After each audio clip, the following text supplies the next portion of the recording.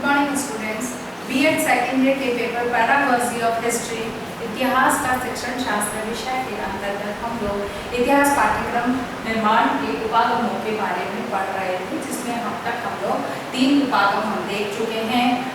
सनेन्द्रीय विधि, कालक्रम विधि और जीवन गाथा विधि को हम लोग अध्ययन कर चुके हैं। इन सिद्धांतों के बारे में अध्ययन कर चुके हैं। आज हम देखने वाले हैं प्रतिगमन या परावर्तन।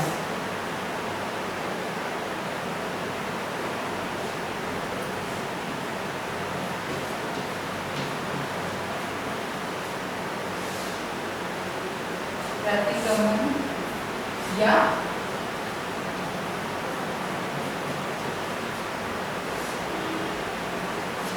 परावर्तन विधि या उपागम।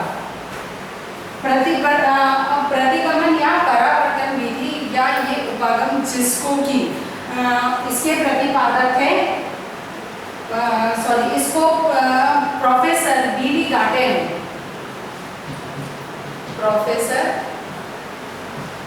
घाटे ने इसे लंगर विधि या फिर यूं कहा जाए कि पेंडुलम विधि के नाम से भी पुकारा है।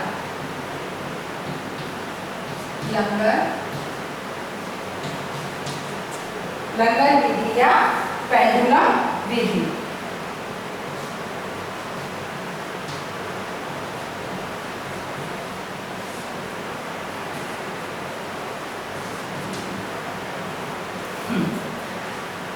लंगर विधि या पेंडुलम विधि क्यों कहा गया है? क्योंकि एक तरह से कहा जाए कि दो संस्कृति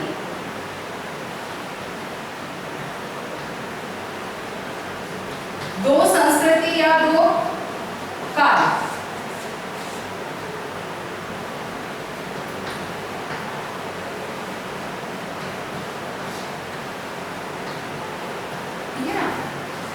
दो संस्कृति का हो चाहे दो काल का हो, इनको आपस में जो जोड़ने का काम करती है, ये जो बीच की अवस्था है, उसी अवस्था को प्रतिगमन या परावर्तन विधि कहा गया है।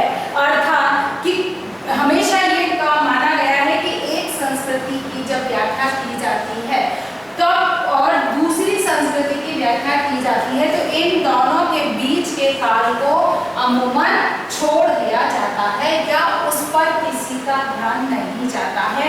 परावर्तन या प्रतिगमन विधि जो है वो इस काल के विषय में बात करती है, जिससे कि अगर कुछ छूटता है तो उसकी पूर्ति इसके माध्यम से पूर्ण हो जाती है। अर्थात कि एक तरह से ये कहा जाए कि वर्तमान को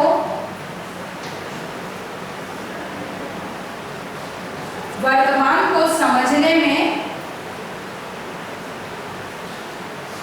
अतीत का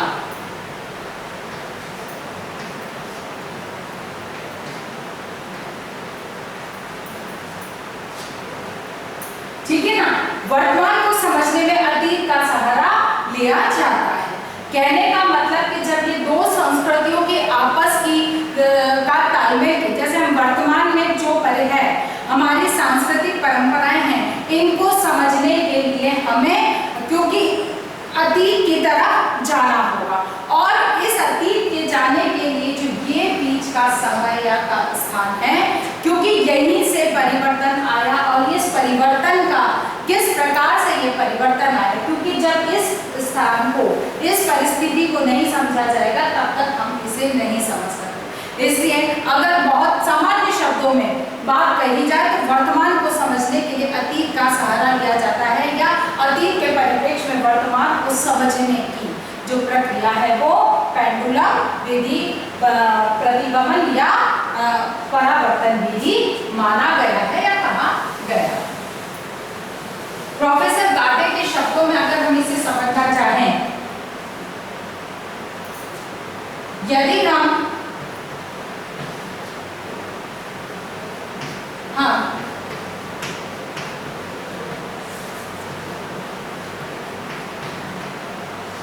यदि हम वस्तुओं की वर्तमान स्थिति को लेते हैं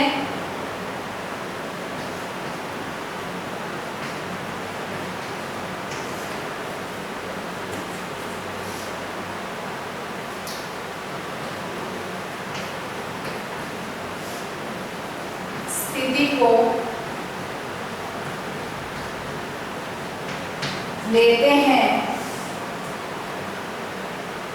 और यह व्याख्या करने का प्रयास करते हैं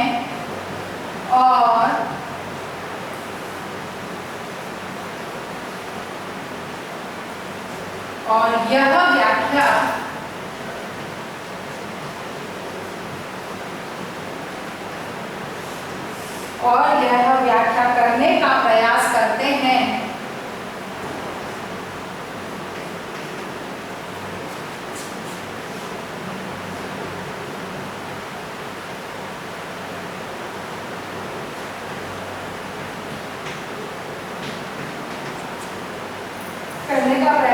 हैं कि किस प्रकार उत्पन्न हुई कि किस प्रकार उत्पन्न हुई, तो हमें उसकी अतीत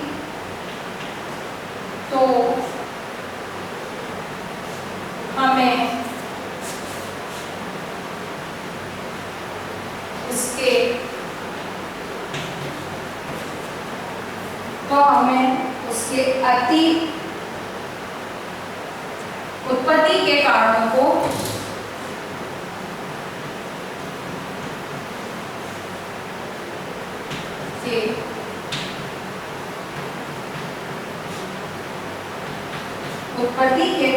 को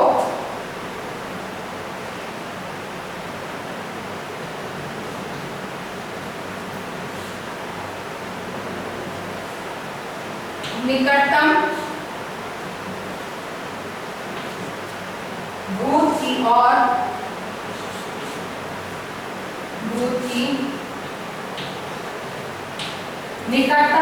की ओर देखना होगा।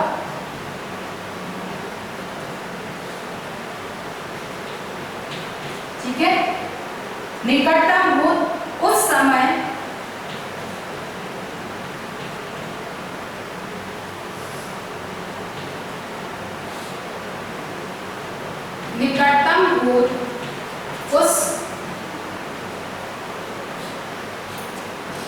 उस समय की उत्पत्ति है जो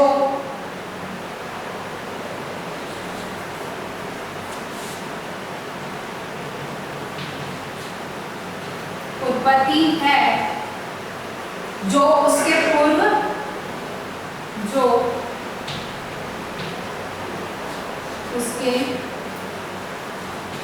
पूर्व व्यतीत हुई है।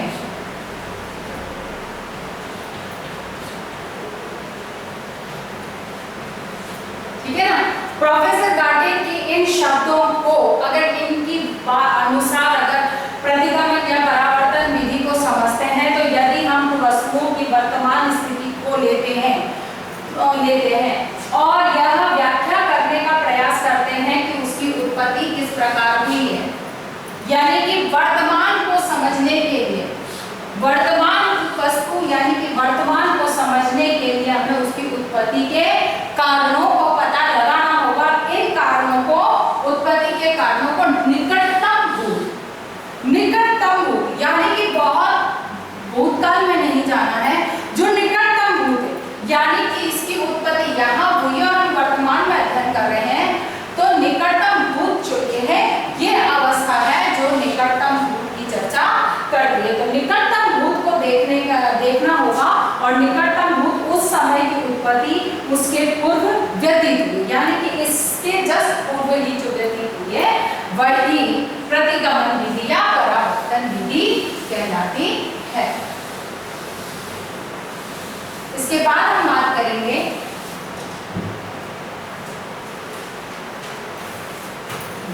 सांस्कृतिक युग उपाधि।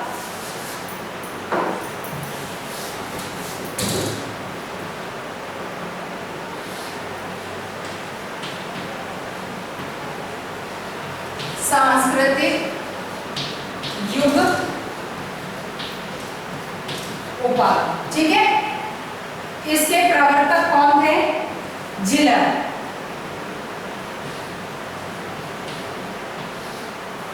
जीलर इनके प्रवर्तक हैं। और यहाँ पर जो जीलर ने जो कहा है कि सांस्कृतिक कहा जाए कि सांस्कृतिक युग के सिद्धांत पर आधारित ये सांस्कृतिक युग उपागम है, जिसके अनुसार इतिहास के केंद्र जो सांस्कृतिक युग इतिहास संस्कृति को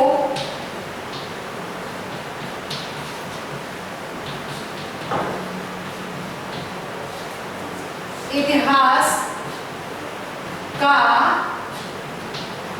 केंद्र माना, ठीक है ना। इतिहास संस्कृति को इतिहास का केंद्र माना, यानी कि इतिहास को लिखने के लिए हमें सांस्कृतिक व्यवस्थाओं या परंपराओं को ध्यान में रखकर बात करनी होगी या उसके आधार पर उसे लिखना होगा। क्यों कि सांस्कृतिक विकास प्रतिपल एक से आगे बढ़ता चला जाता है। जैसे कि यहाँ इस स्थान पर इसकी उत्पत्ति हुई है तो ये यहीं पर नहीं रहेगा, बल्कि ये इससे आगे निरंतर रूप से बढ़ता चला जाएगा। इसीलिए इसी क्रम के अनुसार सांस्कृतिक युग, क्योंकि युग के अनुसार उनमें परिवर्तन आता है और उसी के अनुसार इनमें इतिहास का निर्माण होता है। स्टैनले हॉल का कथन है इस सांस्कृतिक युग के संबंध में,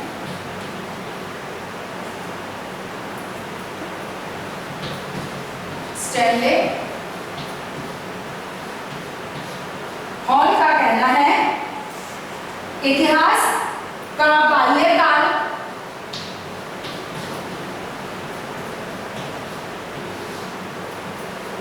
इतिहास का बाल्यकाल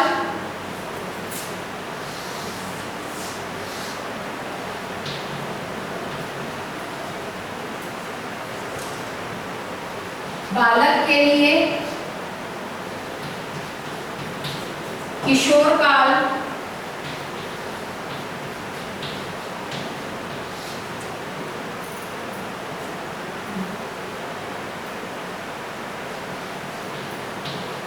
किशोरावस्था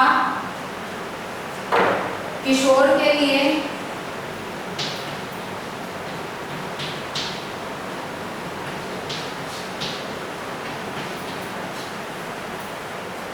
तथा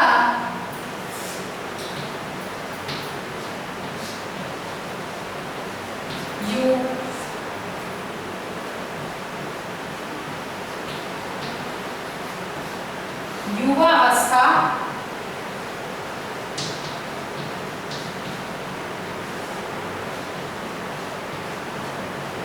युवाओं के लिए, यानी कि अगर स्टैनले हॉल के अनुसार अगर हम सांस्कृतिक युग उपागम को समझना चाहें तो ये मनोवैज्ञानिक सिद्धांत पर आधारित है, जिसमें कि बालक को उसकी योग्यता और क्षमताओं के अनुसार शिक्षा प्रदान की जानी चाहिए। अर्थात कि बालक को प्रारंभिक अवस्था की जो बातें हैं वो शीघ्रता से समझ में आएगी और वह इतिहास का बाल्यकाल कहलाता है।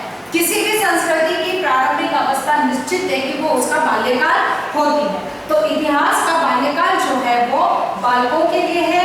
उसकी जब वो और आगे, क्योंकि स्थिर नहीं होती, उसमें निरंतर रूप से विकास होता रहता है, परिवर्तन आता रहता है। और यही परिवर्तन अगर हम बालक के विकास वृद्धि के अनुकूल देखते हैं, उसके अकॉर्डिंग हम देखने की कोशिश करते हैं, तो बाल्यावस्था से बालक धीरे धीरे किशोरावस्था तक पहुंचता है। वही चीज इतिहास में है कि बाल्यकाल से वह किशोरावस्था तक आता है और वह इतिहास किशोरों के लिए है, क्योंकि उस समय बालक की इन इतिहास की जो किशोरावस्था यानी कि आगे अगला चरण जो विकास का है उसको समझ लेने की क्षमता किशोरावस्था में आ जाती है, क्योंकि अब वो प्रश्न करने लगता है, तर्क करने लगता है, चिंतन मनन करना प्रारंभ कर देता है।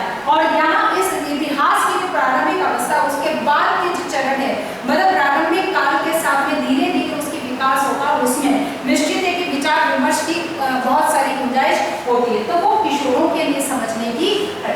और फिर युवावस्था जो युवक है, यानी कि इतिहास का युवावस्था है, वो युवकों के समझने योग्य माना गया है। अर्थात ये माना गया है कि इतिहास के क्रम विकास का क्रम निरंतर रूप से आगे बढ़ता है और उसी के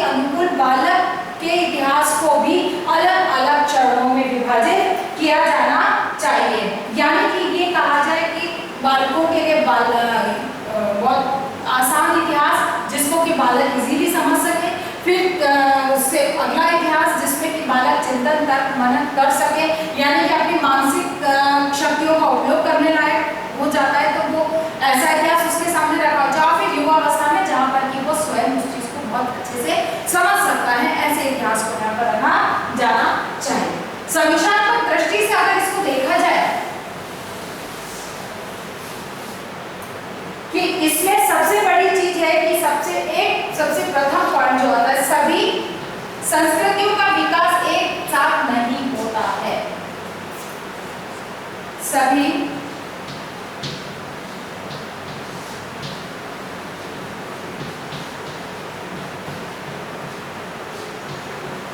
का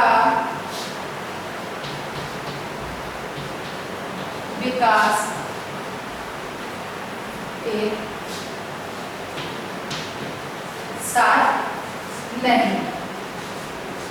अगर हम मतलब कि ये कहा जाए कि हर संस्कृति का विकास एक साथ, सभी संस्कृतियों का विकास एक साथ नहीं हुआ है। एक संस्कृति का विकास जिस काल में हुआ है हो सकता है कि उसके युवावस्था में आकर किसी अन्य संस्कृति की बाल्यावस्था का विकास होगा। तो कहने का मतलब है कि इसको अगर हम इस तरह से बांटना चाहें कि बालक के बाल्यकाल में उसका प्रारंभिक इतिहास पढ़ाया जाए संस्कृति का, किशोरावस्था में उसके अगले चरण की विकास की अवस्था को पढ़ाया जाए और युवावस्था में अगली और आगे विकसित अवस्था को पढ़ाया जाए, तो ऐसा संभव नहीं है, क्योंकि काल के अनुकूल इनको निश्चित मापदंड के आधार पर बांटना संभव नहीं होता है। क्योंकि जहां हमें बाल्यावस्था नजर आ रही है, हो सकता है कि वो उसकी किशोरावस्था हो। तो कहने का मतलब यह है कि हर इतिहास की या सभ्यता या संस्कृति का विकास एक ही समय, एक साथ, एक ही प्रकार से नहीं होता है। हर एक की प्रकृति, प्रक्रिया और स्वभाव जो होता है वो भिन्न भिन्न पाया जाता है। ठीक है, अगला है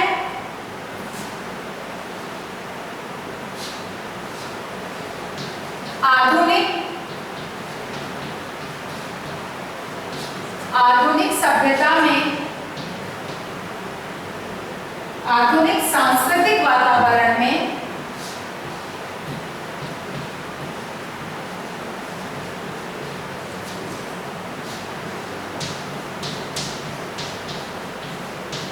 आधुनिक सांस्कृतिक वातावरण में पलने वाले बालक आधुनिकता को, आधुनिक संस्कृति को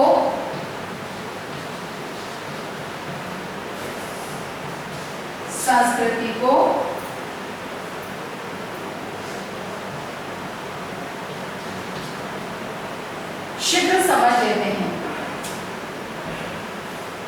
संस्कृति को समझना आसान होता है।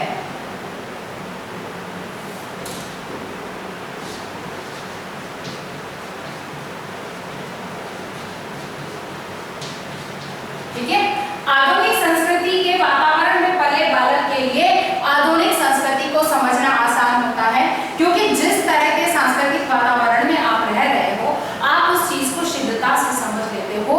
प्राचीन व्यवस्थाओं के बारे में अगर बात की जाए तो बालक उसको लेकर असहमत होता है और निश्चित है कि वो चीज उसे समझ में नहीं आती है, क्योंकि वो हर चीज को आधुनिक परिप्रेक्ष्य में देखता है। और इस दृष्टि से अगर हम प्राचीन काल की बात करते हैं, वर्तमान के आप जैसे युवा पीढ़ी से बात करते हैं, तो वो जो वर्तमान के परिप्रेक्ष्य में ही प्राचीन को देखेंगे। ऐसे में जो कहा जाता है कि जनरेशन गैप या विचारों में मतभेद जो पाए जाते हैं, उसके पीछे कारण ही यही है, क्योंकि जो वर्तमान में बालक है वो आधुनिक व्यवस्थाओं, आधुनिक परंपराओं, आधुनिक क्रियाओं के बीच में, वैज्ञानिक विज्ञान तकनीकी के बीच में पल बढ़कर बड़ा हो रहा है। तो ऐसे में उससे ये अपेक्षा करना कि आदिकाल से प्राचीन काल की जो व्यवस्थाएं हैं उसके बारे में वो समझ पाए या उससे वो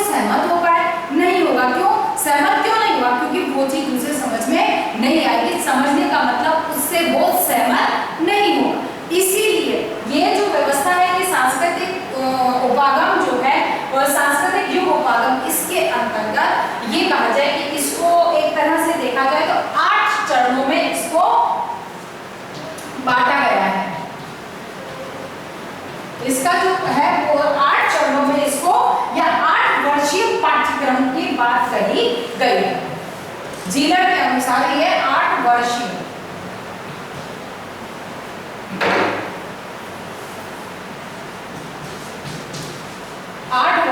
पाठ्यक्रम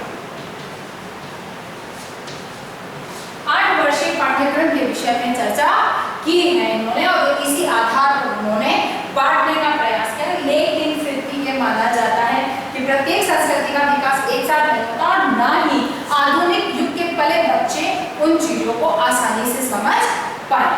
इसीलिए ये उपागम भी सावधानी पूर्वक उपयोग में लाया जाना चाहिए। अगला उपागम आता है आपका यहाँ पर जो अंतिम है इसमें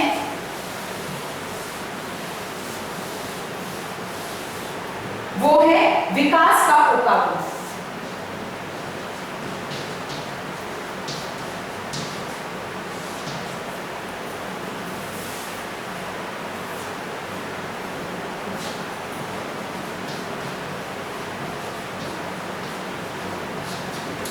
विकास का उपागम नाम से स्पष्ट है कि विकास क्रम के आधार पर उसे लिखा जाना चाहिए या रखा जाना चाहिए कि वैदिक सभ्यता का उदय, सिंधु घाटी सभ्यता का पहले हुआ, वैदिक सभ्यता का हुआ, फिर उसके बाद एक बाय चरण किसका विकास पहले हुआ, पहले उसके बारे में बात की जाए, उसके बाद में दूसरे क्रम के बारे में बात की जाए। यानी कि विकास के अनुसार विकास का क्रम किस प्रकार से रहा है उसके अनुसार बात की जानी चाहिए या इतिहास को लिखा जाना चाहिए। इसके प्रवर्तक थे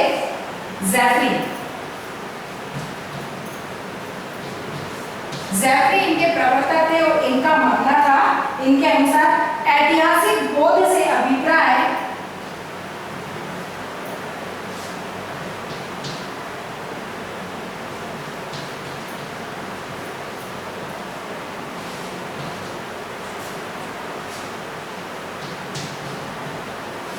बोध से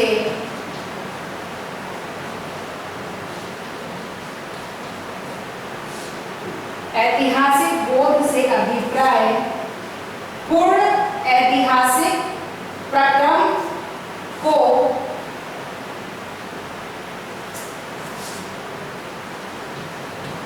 पूर्ण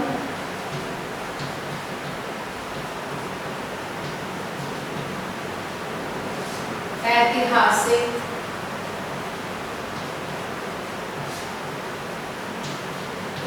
पूर्ण ऐतिहासिक प्रक्रम को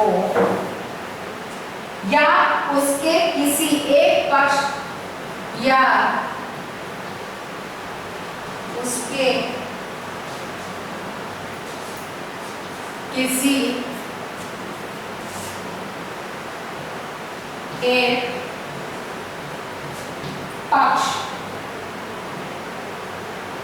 या भाग को उसके विकास के परिप्रेक्ष्य में देखना या भाग को उसके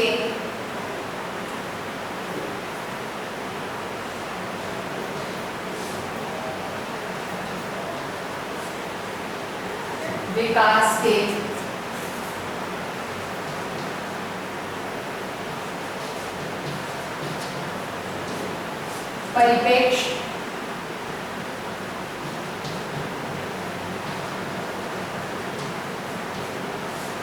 परिप्रेक्ष्य में देखना।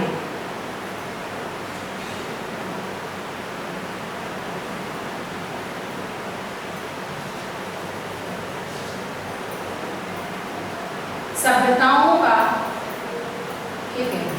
परिप्रेक्ष्य में देखना। ठीक है, ज़ैफरी का कहना क्या है कि ऐतिहासिक बोध से अभिप्राय पूर्ण ऐतिहासिक प्रक्रम को, पूर्ण ऐतिहासिक प्रक्रम यानी कि संपूर्ण यानी कि प्रारंभ से लेकर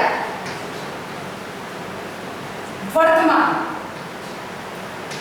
ठीक है ना, संपूर्ण संपूर्ण में क्या आ गया, प्रारंभ से लेके वर्तमान, यानी पूर्ण ऐतिहासिक प्रक्रम, यानी कि प्रारंभ से लेकर वर्तमान को या उसके किसी एक पक्ष को, यानी कि या तो इस संपूर्ण को या इसमें से किसी एक बिंदु को, पक्ष को या भाग को उसके विकास के परिप्रेक्ष्य में देखना ही विकास क्रम उपागम माना जाता है। अर्थात कि विकास की प्रक्रिया किस तरह से हुई है। अब इसके अंदर या तो जैसे कि सिंधु घाटी सभ्यता, हमने संपूर्ण प्रारंभ से लेकर और सिंधु घाटी सभ्यता के प्रलय तक को जो है उसको संपूर्ण को लेना या उसमें से किसी एक पक्ष के विकास, यानी कि उनकी नगर नियोजन व्यवस्था, केवल उसको लेगा, यानी कि विकास की जो क्रम है उसमें किसी या तो संपूर्ण को लिया जाए या किसी एक पक्ष को लेकर और उससे संबंधित चर्चा या विचार विमर्श किया जाए, वही विकास पाठ्यक्रम उपागम कहलाता है, विकास उपागम कहलाता है, जिसको कि अलग अलग भागों में बांटा जा सकता है। समीक्षात्मक दृष्टि से अगर बात की जाए कि अगर ये विकास क्रम क्या है,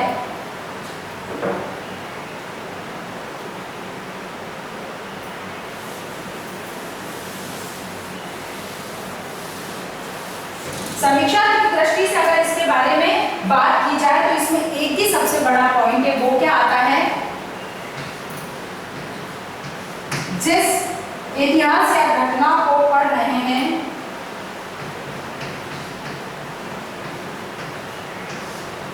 इतिहास या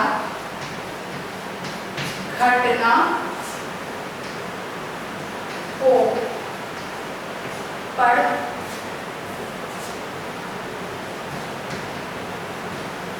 रहे हैं, हो सकता है उसे अन्य सामाजिक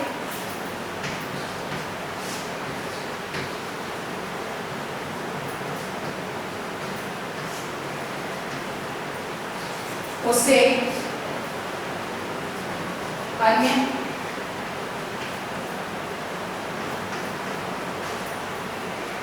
अन्य सामाजिक घटनाओं का बोध ही नहीं हो।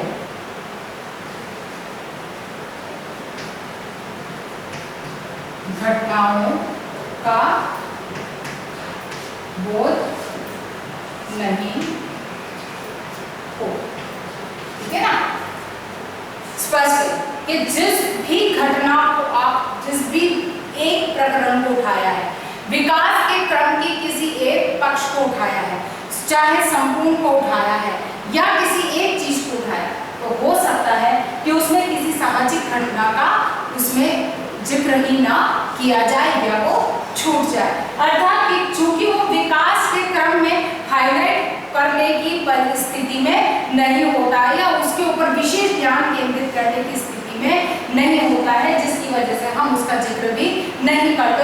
ऐसी परिस्थिति में उसके बारे में जो कि आगे चलकर हो सकता है कि ये जो सामाजिक घटनाएं हैं वो किसी अन्य को प्रभावित कर रही हो, लेकिन जो प्रारंभिक अवस्था में इसका उल्लेख होना चाहिए था वो नहीं हुआ। तो ऐसे में जो घटना अब घटित हो रही है या उसके जो अनुभव यहाँ पर है उसके बारे में हमें कुछ पता ही नहीं होता है, अर्थात कि सही जानकारी नहीं पहुंच पाती। कहने का मतलब ये हो गया कि जितना भी विकास क्रम की हम जब बात करते हैं तो उसके आधार पर ये बात स्पष्ट हो जाती है कि संपूर्ण चीजें उसमें सम्मिलित नहीं होती। और अगर पक्ष की बात कही जाए तो एक एक चीज को विकास के क्रम के आधार पर जब रखा जाता है तो बालक को उससे संबंधित संपूर्ण जानकारी प्राप्त हो पाती है, यानी कि ये कहा जाए कि उसके बारे में वो एक एक चीज को अच्छे से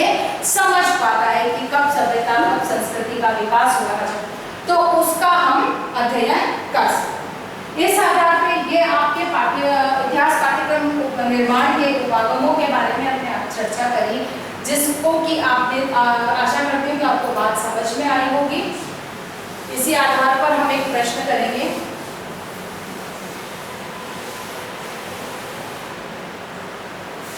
आज का हमारा होमवर्क है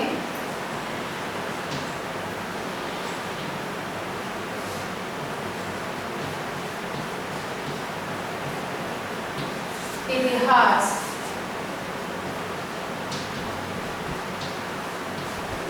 पाठ्यक्रम निर्माण के विभिन्न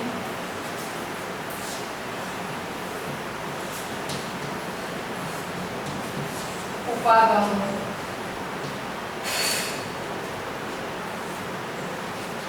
को